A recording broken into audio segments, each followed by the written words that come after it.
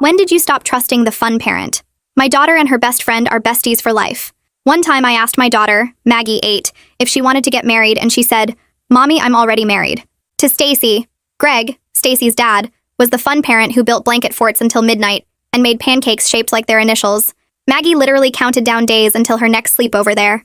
But then the next invitation came and Maggie said she was too tired, which seemed odd for a kid who never stopped moving. The following week, I found Stacy's mom's invite about Saturday's sleepover crumpled in Maggie's backpack, hidden under her library books. When I asked about it, she mumbled something about forgetting and wouldn't look at me. That same day, I found a camera in her bag, one of those expensive digital ones, and when I asked where it came from, she froze. "It's for a class project, Mom." "For what class?" "I don't know, just leave me alone," she screamed. It was the first time she had ever raised her voice. In weeks, Maggie went from my little tomboy who lived in dinosaur shirts and thought brushing her hair was optional to suddenly begging for pedicures, asking if she was pretty enough, obsessing over scented lotions at Target. She stood in front of the mirror for 20 minutes one morning just staring at herself. And when I asked what she was doing, she said, "Making sure I look right." She was 8. When Stacy's mom called about the upcoming sleepover that Friday, Maggie overheard and started crying so hard she couldn't breathe, just ran to her room and slammed the door. The next Monday at school, pickup changed everything. Greg waved from across the parking lot like always, calling out, "Hey, Maggie!" And my daughter grabbed my hand so tight her nails dug in, hiding her whole body behind me. Her entire body was shaking. In the car, she kept checking the mirrors to make sure his car wasn't behind us. She wouldn't wear her favorite dinosaur shirt anymore, the one she'd worn twice a week for months, saying she needed to look grown up because she was almost an adult. I also noticed she suddenly had money, random dollars in her piggy bank she couldn't explain. "I found it," she'd say. But none of it made sense because an 8-year-old doesn't just find $50. When my husband and I gently asked if Mr. Greg had done something, she shook her head so violently I thought she'd hurt her neck. She just kept saying, "No, no, no, no, no," over and over. More things kept appearing in her room. A magnifying mirror I'd never bought, concealer from a brand I don't even use, so much nail polish she could open a salon, and these homemade friendship bracelets but weird ones with beads that spelled out words like pretty and better. She started weighing herself every morning on our bathroom scale, asking if she looked fat, sucking in her little belly. One day I tried to look at the photos on that camera. Maggie grabbed it and threw it against the wall so hard it shattered, screaming, "Those are private!" We talked to Stacy's parents and they were devastated. Greg kept saying, "I don't understand. We were buddies. We built that rocket ship out of cardboard last month." But Maggie was specifically terrified of him. Not Stacy's mom. Not Stacy. Just Greg. One day I found her crying in the middle of her bedroom, having a breakdown about how she got a blister on her foot from new shoes. None of it made sense. Until one day, when I stayed up with my ear against my daughter's door. I didn't know what I was looking for, but then I heard the click of a camera. I immediately barged in. "Mommy, I'm sorry, please don't be mad." Bile rose in my throat. My 8-year-old daughter was sitting on the floor, taking perfectly posed pictures of her feet. I immediately ran over and pulled her into a tight hug while she cried into my chest. "Greg told me you and Daddy needed money. He said that this would help. I'm sorry for being mean, Mommy. I just didn't want to be ugly anymore."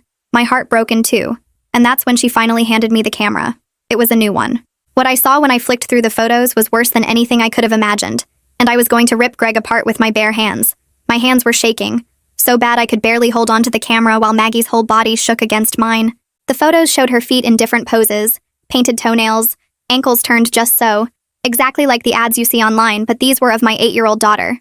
My husband burst through the door and took one look at my face before I mouthed the words, "Call 911, over Maggie's head while she sobbed into my shirt. He grabbed his phone and stepped into the hallway while I held Maggie tighter, feeling her small body trembling against me. The 911 operator transferred him to some special hotline for child abuse, and I could hear him explaining what we'd found while Maggie kept saying she was sorry over and over. They told him not to contact Greg or alert him in any way because it could mess up the investigation, and we needed to keep all the evidence safe. My husband came back and gently pulled Maggie away from me, telling her they were going to make hot chocolate with extra marshmallows. She went with him, but kept looking back at me like she was scared I'd disappear. I grabbed a paper bag from the kitchen drawer and carefully put the camera inside without touching it too much, my hands still shaking so hard I could barely write the date and time on the outside. The broken pieces of the first camera were still in a box in my closet, so I got those too and put them in another bag. 2 hours felt like forever, but finally a woman showed up at our door with a police officer behind her.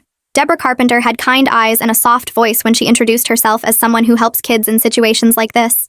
Detective Jonah Dobson was tall and serious-looking, but he smiled at Maggie when she peeked around the corner from the living room. Deborah asked if she could talk to Maggie in her room where she'd feel safe and comfortable. I watched from the doorway as Deborah sat on the floor with Maggie and pulled out some dolls from her bag. She let Maggie play with them while asking really gentle questions about Greg and what kinds of games they played.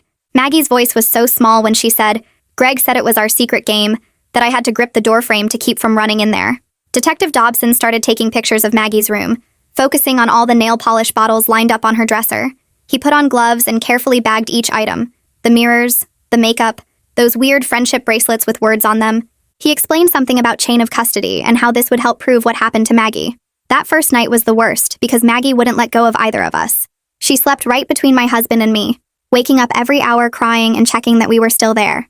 She kept whispering, "Don't let Greg come," and we promised her over and over that he couldn't hurt her anymore. The next morning, Deborah came back with a folder full of information about something called the Child Advocacy Center. She explained it was a special place designed just for kids where Maggie could do an interview that would be recorded so she wouldn't have to tell her story multiple times. The building had toys and comfortable rooms, not like a police station at all. I called the school while my husband made Maggie breakfast and told them we had a safety concern about pickup. The principal didn't ask questions, just said they'd put new procedures in place right away, and Greg's name would be flagged in their system. My husband called his boss and arranged to work from home for the next few weeks so one of us could always be with Maggie. We made new rules like keeping the bathroom door cracked open during bath time and making sure all electronics stayed in the living room where we could see them. Maggie followed me everywhere, even just to get a glass of water from the kitchen. We set up a little nest of blankets on the floor of our bedroom where she could sleep if she got scared. The pediatrician they sent us to was really gentle when examining Maggie, checking for any physical signs while a nurse held her hand. Maggie kept asking if the doctor thought she was pretty, which made my chest hurt all over again. Detective Dobson called to say their tech people were working on recovering deleted photos from both cameras. He said what they'd found already was enough to arrest Greg, but they wanted to build the strongest case possible. We had to buy new clothes for Maggie because she wouldn't wear anything Greg had seen her in. She picked out dinosaur shirts again at Target and for the first time in months didn't ask to look at the nail polish. Every night she'd wake up scared and crawl between us, clutching her stuffed elephant so tight its fur was matting. We stopped using cameras completely. Even our phones stayed face down so she wouldn't see the camera lens. The next morning, Stacy's mom called while I was making Maggie breakfast, asking why she hadn't seen us in weeks. My throat closed up as I tried to find words that wouldn't destroy her world. Deborah had told us to say only that there was an ongoing investigation involving the girls. I heard confusion in her voice when she asked if everything was okay between the kids. My stomach turned as I repeated what Deborah said while watching Maggie push cereal around her bowl. 3 days crawled by before our appointment at the Child Advocacy Center arrived. The building looked more like a daycare than anything official, painted in bright colors with a playground visible through the windows. Maggie's hand stayed locked in mine as we walked through the front door into a lobby full of toys and books. A woman with dark hair and kind eyes walked over and knelt down to Maggie's level. She introduced herself as Nora Santiago and asked Maggie about the stuffed elephant she was carrying. Nora led us to a room that looked like someone's living room with soft couches and more toys scattered around. She explained that she and Maggie would talk in a special room while my husband and I waited here. Maggie looked back at us 3 times before following Nora down a hallway covered in kids' artwork. My husband and I sat on a couch facing a big fish tank, watching yellow and blue fish swim in circles. Neither of us could focus on the magazines on the coffee table or the TV playing cartoons quietly in the corner. Every few minutes, one of us would check the clock on the wall, then go back to watching the fish. An hour dragged by before Nora came back without Maggie, who was still playing with toys in the other room. She sat across from us and explained she couldn't share details to protect the investigation's integrity, but she confirmed Maggie had disclosed concerning behaviors and everything was recorded for court purposes. This meant Maggie wouldn't have to tell her story over and over to different people. Detective Dobson met us in the parking lot afterward to collect the broken camera pieces I'd been keeping in a shoebox. He put on gloves and carefully transferred each piece into an evidence bag, while explaining their tech team was really good. They might recover deleted images that could show when everything started, and help build a stronger case. That evening, my phone buzzed with a text from Greg asking if Maggie wanted to come to Stacy's birthday party next weekend. My hands shook as I showed it to my husband, who immediately took a screenshot and forwarded it to Detective Dobson. I wanted to throw my phone against the wall and scream at Greg to never contact us again. Instead, I deleted the message without responding while my husband held me as I shook with rage. The next morning, we went back to the Child Advocacy Center for Maggie's medical exam. The pediatrician was a woman with gray hair who spoke softly and moved slowly, so Maggie could see everything she was doing. A nurse held Maggie's hand while the doctor checked her over, looking for any physical signs that something bad had happened. Maggie kept asking if the doctor thought she was pretty, if she looked okay, if she was doing good. Each question broke my heart into smaller pieces as I realized how deep Greg's manipulation had gone. After the exam, Nora sat with us in that same comfortable room and explained what she'd learned about grooming tactics. The friendship bracelets with words like pretty and better were classic ways predators make kids feel special and grown up. All the beauty products and mirrors were meant to make Maggie focus on her appearance and feel like she needed to look a certain way. The money was payment, but also a way to make her feel like she was doing something important for her family. 2 days later, Detective Dobson called while Maggie was at her therapy appointment with the play therapist. He said they'd gotten a judge to sign a search warrant for Greg's house and all his electronic devices. The police would execute it that afternoon, and Stacy's family would find out about the investigation.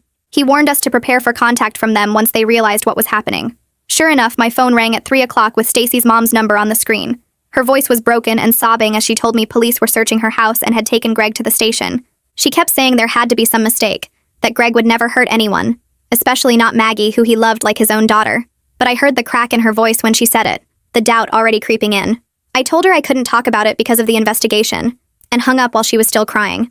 My hands wouldn't stop shaking for the rest of the day, as I kept checking the locks on our doors and windows. 3 days later, we drove to Maggie's first therapy appointment at a building with cartoon animals painted on the windows. The therapist had curly red hair and sat on the floor with Maggie while I watched from a chair in the corner. She brought out a big box of wooden blocks and asked Maggie if she wanted to build something. Maggie started stacking blocks really high, making this tall wall that went almost to her chin. Then she found a tiny plastic doll in the toy box and put it behind the wall she'd built. "She needs to hide from the bad cameraman," Maggie said, and the therapist just nodded and wrote something in her notebook. They played for an hour while I sat there trying not to cry, watching my daughter act out her fear through toys. Requested Reds is on Spotify now. Check out link in the description or comments. When we got home that afternoon, Detective Dobson called with news about the cameras. The tech people had managed to get pictures off both cameras, even the broken one Maggie had thrown at the wall. He said they found images going back 3 whole months, hundreds of them stored on memory cards. The evidence was enough to file criminal charges, but he warned us the legal stuff would take forever, maybe a year or more before any trial. My stomach dropped hearing it would drag on that long, but at least they had proof of what Greg did. 2 days after that, we had to go to a parent education thing at the Child Advocacy Center. There were 6 other parents in the room, and we all sat in a circle while a counselor talked about how kids react to trauma. She explained that kids might wet the bed again, or have bad dreams, or get really clingy or angry for no reason. One mom started crying when the counselor talked about kids blaming themselves, and I realized we weren't the only family going through this nightmare. It helped a little knowing other parents were dealing with the same awful stuff. The counselor gave us handouts about warning signs and coping strategies, and told us to be patient because healing takes time. That weekend, we got terrible news that made me want to punch something. Greg had posted bail after his arrest and was out walking around free. There was a restraining order saying he couldn't come near Maggie or our house or her school, had to stay at least 500 feet away. But that didn't feel like enough, so I went to the electronics store and bought security cameras for our house. My husband installed them on every door and window while I downloaded the app on my phone. I checked that app probably 50 times a day, every time I heard a car drive by or the doorbell rang. Maggie started having these awful nightmares where she'd wake up screaming about cameras watching her. She'd run into our room crying that the cameras could see her through the walls. We realized having phones and tablets around was making it worse, so we gathered them all up every night. Maggie helped me lock them in a drawer in the kitchen, and she got to keep the key under her pillow. It was a small thing, but it helped her feel like she had some control over the cameras in our house. About 2 weeks after Maggie told the people at the advocacy center what happened, Detective Dobson called with more news. Another family had come forward about their daughter acting weird after going to Greg's house for playdates. Their kid was only 6 and had started having accidents and crying when they tried to take pictures for the school yearbook. The detective said the investigation was getting bigger, and they were looking at whether Greg hurt other kids too. Part of me felt sick that there might be more victims, but another part felt relieved that people would believe us now. A few days later, Deborah called to say Stacy's mom wanted to know if the girls could see each other. She'd moved out of the house with Stacy and was staying with her parents across town. The mom wanted the girls to have a supervised playdate at the advocacy center where it would be safe. When I asked Maggie if she wanted to see Stacy, she got really quiet and picked at her fingernails. "What if she's mad at me for telling on her dad?" she asked. I told her Stacy wasn't mad and missed her friend, but Maggie still seemed scared. We decided to try it anyway because the therapist thought it might help both girls. The playdate happened the next week in a special room at the advocacy center with toys and art supplies. Deborah was there, and so was a therapist, both sitting in chairs while the girls sat at a little table. At first, neither girl said anything. They just colored on big pieces of paper with markers. Then Stacy said really quietly, "My daddy went away," and Maggie looked up at her. "He was bad to me," Maggie said back, and Stacy just nodded and they kept coloring together. They didn't play like they used to, no giggling or making up games, just quiet coloring side by side. After that, we had to meet with the prosecutor, a man named Chandler Lee who wore a gray suit and had a briefcase full of papers. He explained the charges they were filing against Greg, something about making exploitation material and endangering kids. The words made me feel sick, but I tried to focus on what he was saying about the process. He said Greg could get up to 20 years in prison if convicted, but warned us that these cases usually end in plea deals. Most of the time, the bad guys get way less prison time than they deserve because trials are hard on kid victims. He said we should prepare ourselves for that possibility, even though it wasn't fair. Later that week, my husband found crackers and juice boxes hidden under Maggie's bed when he was tucking her in. There were granola bars in her closet, and fruit snacks stuffed in her dresser drawers. When we asked her about it, she started crying and said she didn't know why she was doing it. The therapist explained it was about control and feeling safe, that kids who've been through trauma sometimes hoard food or other things. We decided not to make a big deal about it and just started leaving healthy snacks in a special basket in her room that she could have whenever she wanted. 2 weeks later, Chandler called my cell while I was making lunch and told me Greg's lawyer wanted to meet about a possible plea deal. The lawyer was saying his client wanted to avoid a trial to spare everyone the trauma. Chandler explained that trials with child victims were really hard on the kids because they had to relive everything. He said we should think about it carefully, but the decision was ultimately ours. My husband and I sat at the kitchen table that night after Maggie went to bed and talked in circles for hours. We wanted Greg to get the maximum punishment, but we also didn't want to put Maggie through more pain. The next afternoon, I went to check on Maggie in her room and found her sitting on the floor surrounded by all her dress-up clothes. She had the safety scissors from her art box and was cutting each dress into tiny pieces. Pink tulle from her princess costume covered the carpet like confetti. She looked up at me with tears running down her face and said she didn't want to be pretty anymore. I sat down next to her and helped her cut up the rest without saying anything. Later, the therapist explained this was Maggie's way of taking control and rejecting what Greg had made her believe she needed to be. She said it was actually a healthy sign that Maggie was processing her feelings. 3 months crawled by with meetings and paperwork and phone calls from lawyers. Then we had to go to the courthouse for something called a pre-trial hearing. My mom came to watch Maggie while we went, but at the last minute, the victim advocate said Maggie could wait in a special room at the courthouse if she wanted to come. Maggie said she wanted to be near us, so we brought her coloring books and snacks. The advocate took her to a room with toys and a TV while we went into the courtroom. That's when I saw Greg for the first time since finding out what he did. He sat at a table with his lawyer wearing a gray suit that looked too big on him. He seemed smaller than I remembered, like he'd shrunk somehow. His hair was thinner and his face looked older. I wanted to scream at him, but I just stared straight ahead. The hearing was mostly the lawyers talking about evidence and timelines and legal stuff I didn't really understand.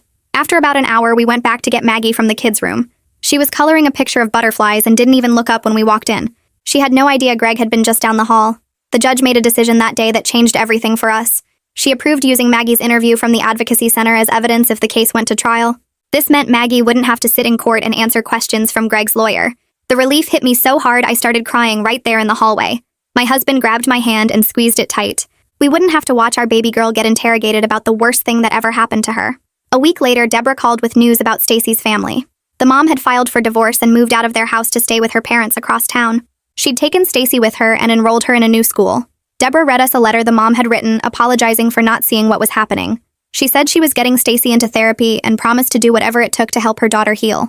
The letter made me cry because I could feel her pain through the words. She was a mom too, and her whole world had exploded just like ours. Around this time, Maggie's school counselor called with something that made my heart feel less heavy. She said Maggie had been spending recess time with younger kids who seemed sad or left out. She'd been sharing her snacks and teaching them how to draw butterflies. The counselor said it showed that despite everything, Maggie's natural kindness was still there. It was the first real sign that the sweet girl we knew before this nightmare was finding her way back. Then Chandler called with news that made me physically sick. The forensic team examining Greg's computers had found evidence that he'd been selling some of the images online. This changed everything because now it became a federal crime.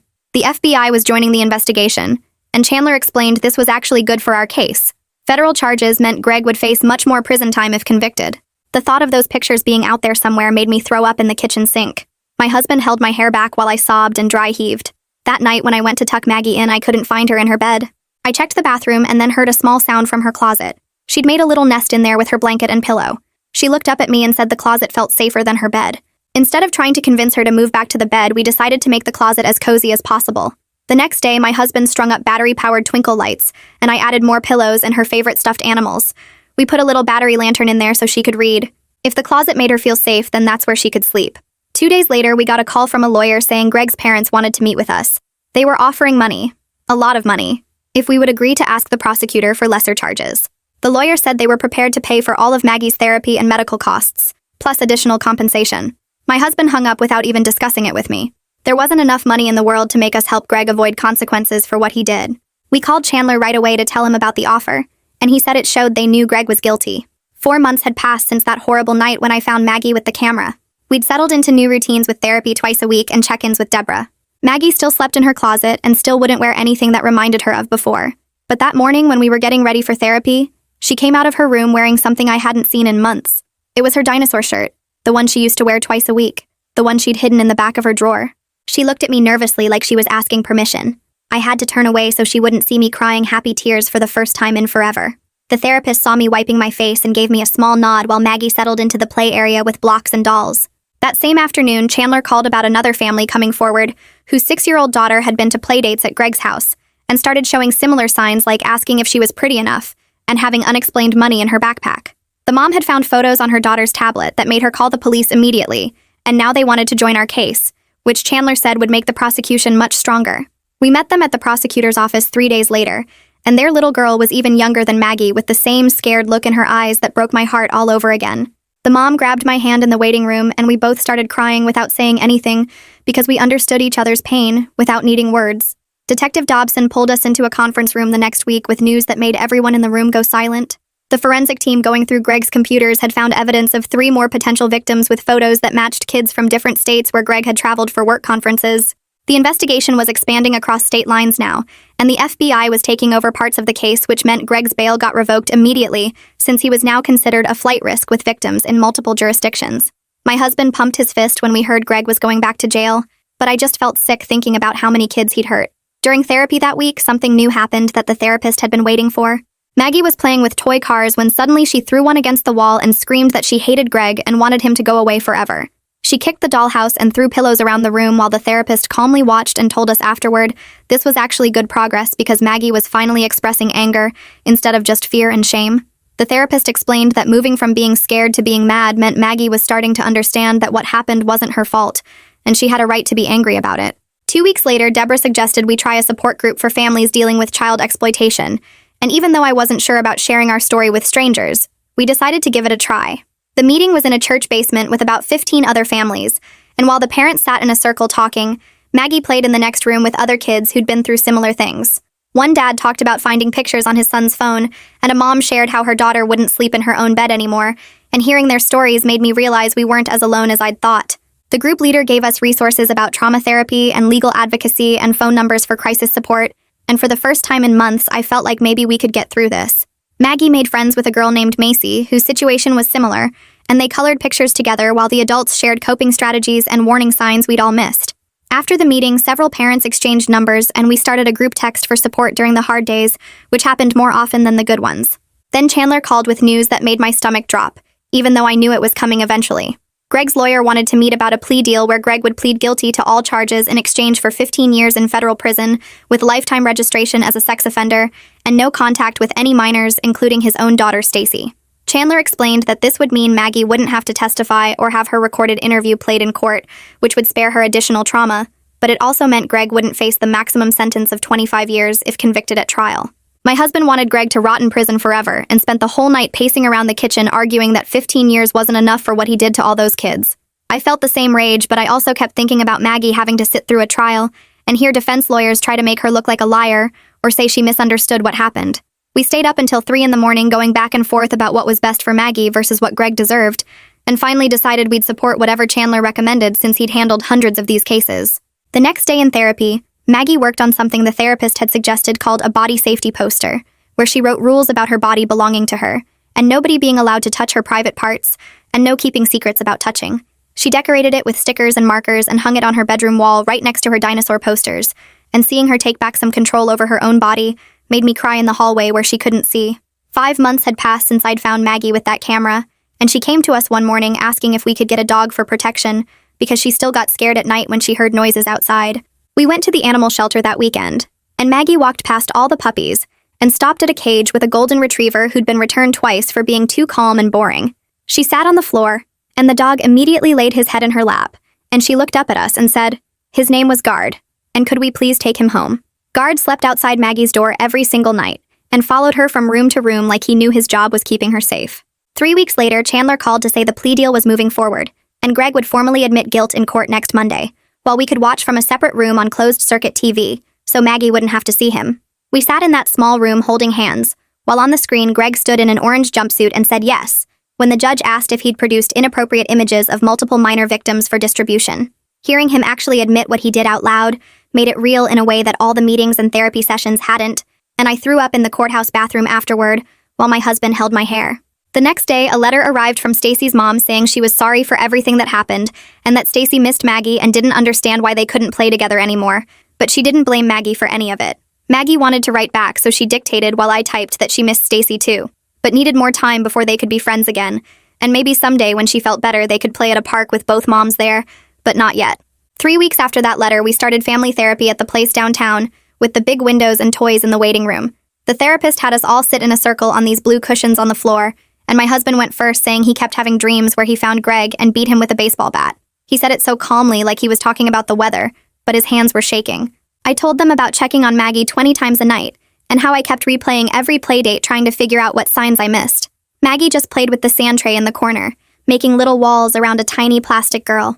The therapist said trauma affects whole families, and we'd work through it together, but I could tell my husband wanted to punch something when she said Greg's name. We went every Tuesday after that and slowly started talking about normal things too, like Maggie's grades and my husband's work stress. 6 months after I found Maggie with that camera, she signed up for the school talent show, which shocked us since she'd been avoiding any attention. She picked this song about being brave and practiced in her room for weeks with guards sitting outside her door. The night of the show, we sat in the front row and watched her walk onto that big stage in her dinosaur shirt and new sparkly shoes. Her voice shook on the first line, but then got stronger, and by the end she was belting out the words about standing tall. Nobody in that auditorium mentioned why this mattered so much, but when she finished, the whole place erupted and people stood up clapping for 3 whole minutes. Some parents were crying, and the principal gave her an extra big hug when she came off stage. 2 days later, we got the call from Chandler about Greg's sentencing hearing, and he said we could watch from a separate room again. We dropped Maggie at the school that morning, and she asked to look at butterflies in the garden outside while we went in. The courtroom was packed with other parents and investigators, and Greg stood there in his orange jumpsuit while the judge read through all the charges. The judge called his crimes an unconscionable betrayal of innocence, and said society had a duty to protect children from predators like him. He sentenced Greg to 15 years in federal prison with no chance of early release and lifetime registration as a sex offender. When we picked up Maggie, she was still watching those butterflies and asked if the bad man was going away forever, and we said yes for a very long time. The next week, we got paperwork from the FBI Victim Services saying they'd cover all of Maggie's therapy and medical costs related to what happened. It was such a relief since insurance kept denying claims, saying therapy wasn't medically necessary, even though Maggie still had nightmares most nights. The funding meant we could keep seeing the good therapist who understood trauma, instead of whoever insurance would cover. During one session, Maggie's therapist brought out special paper and markers and suggested she write letters to her younger self. Maggie started writing to the little girl she used to be, telling her it wasn't her fault and she didn't do anything wrong. She drew dinosaurs on one side and butterflies on the other, and the therapist said this showed she was starting to integrate both parts of herself. Every week, she'd add another letter and decorate them with stickers and glitter. 7 months after everything started, Maggie asked if we could go shopping for new clothes, but she wanted to pick them herself this time. We went to Target, and she spent an hour looking at everything, touching different fabrics, and holding shirts up to herself in the mirror. She picked out 3 dinosaur shirts and 2 pairs of sparkly sneakers, and a dress with butterflies on it. At checkout, she said she wanted clothes that felt like her, not like what other people wanted. That same week, we got official notice that the court ordered Greg's house and cars and savings to be sold, to pay restitution to all the victims. The money would go into a trust for Maggie's future education and therapy needs, which meant something good would come from all his evil. The lawyer handling it said there was enough to cover years of treatment plus college someday. Maggie's regular therapist introduced something called EMDR, where she'd follow a light with her eyes while thinking about the bad memories. It sounded weird, but after 3 sessions, her nightmares went from every night to maybe twice a week. She started sleeping in her own bed again instead of on our floor, and guard would lay right beside her bed all night long. One morning, she came to breakfast and said she slept all night without waking up once. Around this time, the other families from the investigation started a private group text, and we'd share updates about our kids. When one mom said her daughter was scared to go back to the school, we all shared what worked for us. Another dad said his son started playing sports again, and that gave us hope. We met for coffee once a month while the kids had group therapy, and it helped knowing we weren't alone in this mess. 8 months after that horrible night with the camera, Maggie came to me asking if she could have a birthday party with kids from the school. She hadn't wanted to be around other kids much except for therapy group, so this was huge. She said she wanted a dinosaur theme, and could we have it at the park with the big playground. We started planning, and she made a list of 10 kids to invite and picked out dinosaur plates and cups. She even wanted to help make the cake and said it should be chocolate with green frosting. The day of the party came faster than I expected, and I spent the morning hanging green streamers while my husband set up tables in the backyard. Maggie helped frost the cake with thick green icing and stuck plastic dinosaurs all around the edges, while guard watched from his spot by the door. Cars started pulling up around too, and kids ran through our gate carrying wrapped presents and wearing dinosaur shirts, just like Maggie requested on the invitations. She stood by the door for a minute before running out to meet them, and I watched her shoulders relax when they all started talking about the decorations. The kids immediately started a game where they pretended to be different dinosaurs, and Maggie joined right in as a T-Rex chasing the smaller ones around the yard. Her friend Macy roared so loud the neighbors looked over their fence and Maggie actually laughed. Not a polite laugh, but that real belly laugh I hadn't heard in so many months. My husband grabbed my hand and squeezed it hard as we both heard that sound fill our backyard like it used to. More kids showed up and they split into teams for dinosaur battles where they had to act out different prehistoric creatures while the other team guessed. Maggie was right in the middle of it all, making up silly walks for a brontosaurus and falling over dramatically when the asteroid hit. About an hour into the party, I saw Stacy's mom's car pull up and my whole body tensed, but Maggie had asked if they could come for just a little bit. Stacy got out holding a small wrapped box and walked slowly toward the backyard while her mom stayed by the car. The two girls looked at each other for a long moment before Maggie walked over, and they hugged quickly and carefully like they might break. Stacy handed her the present and said something I couldn't hear, then went to sit at a different table with some other kids from their class. They played at separate ends of the party, but every once in a while I caught them looking at each other with something that might grow into friendship again someday. Stacy's mom waved at me from the car and I nodded back, knowing we all needed more time before anything could be normal. After cake and presents, the kids went home sticky and tired, and Maggie collapsed on the couch still wearing her party hat. That night at bedtime, she sat up suddenly and told us she decided what she wanted to be when she grew up. She wanted to be a police officer like Detective Dobson who helped kids and made them feel safe when bad things happened. We told her she could be anything in the whole world, and for the first time in months, she really seemed to believe us. The next morning, she brought us the poster she'd made in therapy with her body safety rules written in purple marker. She wanted to hang it in the hallway where everyone could see it, so other kids would know the rules too if they visited. We found a frame at Target and hung it right between the family photos while she watched. She asked if she could add one more rule and wrote, "I am brave and I am safe" at the bottom in green marker. She decorated all around it with dinosaur stickers on one side and star stickers on the other, like she was putting both parts of herself together. 2 weeks later, she started 3rd grade and I was so nervous dropping her off, but her new teacher already knew about the accommodations from the counselor. The first parent-teacher conference, the teacher pulled me aside to tell me Maggie had been helping the shy kids at recess. She'd notice when someone was sitting alone and invite them to play or share her snacks with kids who looked sad. The teacher said it was like Maggie had radar for kids who needed a friend, and I knew it came from her understanding what it felt like to hurt. Our Saturday mornings changed too, because pancakes shaped like initials made her freeze up and stop eating. Instead, we started making them in animal shapes with Maggie picking which animal each week. She'd stand on her step stool and help pour the batter into shapes like elephants or giraffes or her favorite velociraptors. It gave her control over something small but important, and I watched her confidence grow with each choice she made. One evening while I was doing dishes, Maggie came into the kitchen and asked if bad people ever get better, or if they stay bad forever. My husband and I sat down with her at the table and talked about how some people do bad things and have to face consequences. She thought about it for a while, then said Greg had to stay in timeout for a very, very long time because what he did was very, very bad. It was such a simple way to understand justice, but it made perfect sense for an 8-year-old trying to process something so big. Every night I tucked her into bed with Guard laying right at her feet, keeping watch. She'd wrap her arms around my neck and tell me she loved me bigger than all the dinosaurs that ever lived, even the really huge ones. We weren't completely better, and maybe we never would be exactly like before, but we were moving forward together one day at a time. Each morning was a little easier than the one before, and that had to be enough for now. That's the takeaway from today's story. Hopefully it gives you something useful to tuck in your back pocket. If you want more tips and lessons woven into stories, subscribe so you're always a step ahead.